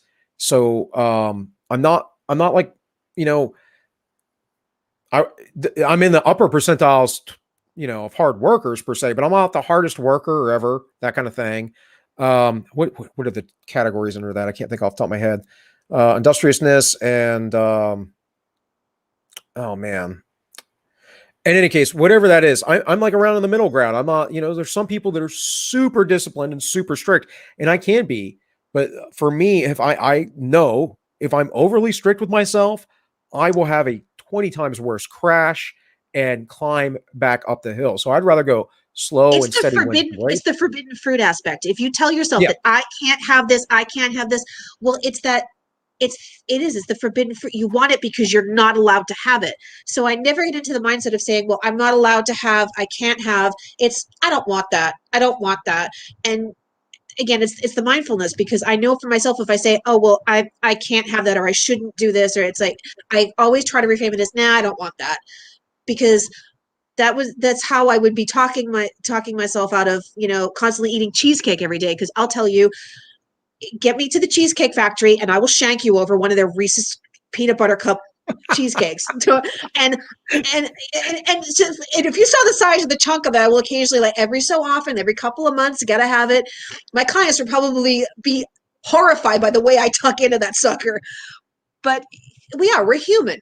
We're gonna every now and then you're gonna want that bowl of that Baskin Robbins ice cream, and you're gonna want to have some of those chips, or you're gonna want to have a McDonald's. But if you're doing it every single day, it should be one of those things where this is a special treat, and I did it. Okay, I did it today. Oh, no, I don't want it anymore. And you should be able to get in the point where you're in that mindset of, yeah, I mean, you're human. You're going to, every now and then, you're going to do things that, well, they're not in your best interest, but they were kind of fun at the time.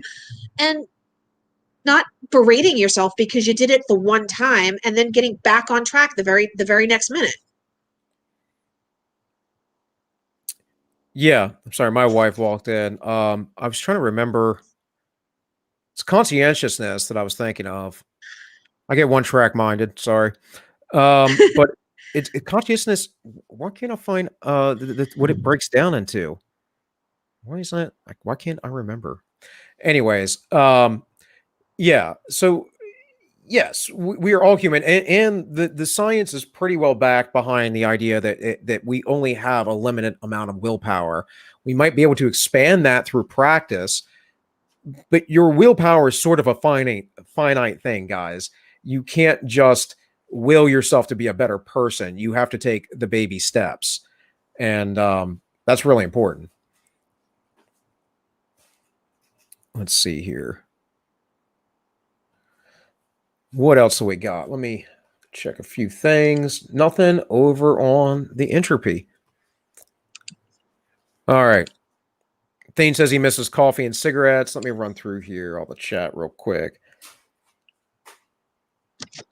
because we were talking for a bit.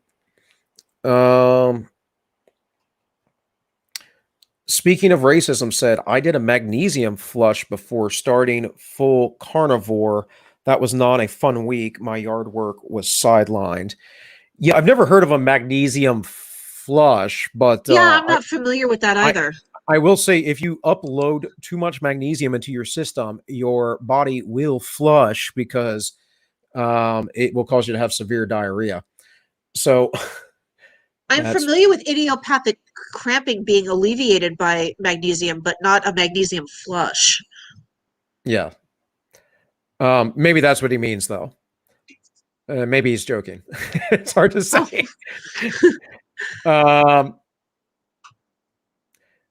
Back to Juan Cholo's question about his roommate and all that stuff. Dude, I would say, again, my general recommendations, your calories as a whole should be somewhere between 30 to 20% protein, right? Like, you know what nutritional labels say. The rest of that should be fat and carbohydrates. You're going to have to prioritize one of those. I would prioritize fat, not the carbohydrates, for numerous reasons that I will detail over the next several weeks. Okay. And I got a Xbox message in the middle of that. That was weird. I've never gotten that before. It's like, what? No exercise, consume. And then he also asked, how nutritious is lutefisk? Lutefisk. I don't know. It smells too funny and I don't eat it. So I've never been around it, but I'm quite aware of it. I don't know about lutefisk, but I do eat cod liver. And cod liver is kind of like foie gras. It kind of has a peanut buttery texture and taste to it. Not quite, but cod liver is easily able to be gotten through the interwebs, and it's quite nutritious in vitamin A and D. So it's a good thing to supplement with. They used to give people cod liver oil back in the day. You can still get that, but I wouldn't suggest it generally because it's highly processed. When anti-commies say ATP is like the power lines in cellular biology, it's the store that moves it where it needs. Cells store excess energy in ATP and break off and PO4 if insufficient energy, and it needs some leveling ADP and waste. Yeah. Anyways, just random comment from Manti. I guess he disappeared.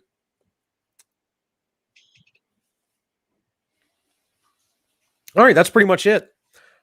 Entropy's pretty quiet today, other than Architect of Fate. Once again, brother, thanks for the donations over there. So, guys, I'm going to get out of here for the day. And Alabastard, thanks for coming on. I didn't put any links in your description, or my description, sorry. If you want me to put your Twitter up there, I can. But yeah, that's fine. Okay. It's okay. Yeah, it's my personal profile. So I mean, I have a business profile, but I tend to keep my personal and my business separate, just because I like being able to switch the shingle to close at the end of the day, and then being me. So right. Well, most of us here are in the same circles, generally speaking, at least as far as the YouTubing goes and stuff. So, yeah. But once again, I appreciate you being here, and thank you so much. I'm gonna put you backstage real quick before I get out of here. No, I put me backstage because I keep doing that. In any case, hey guys, thanks for showing up once again. As always, this has been All Minus One. My name is Bill, and I wish you all well.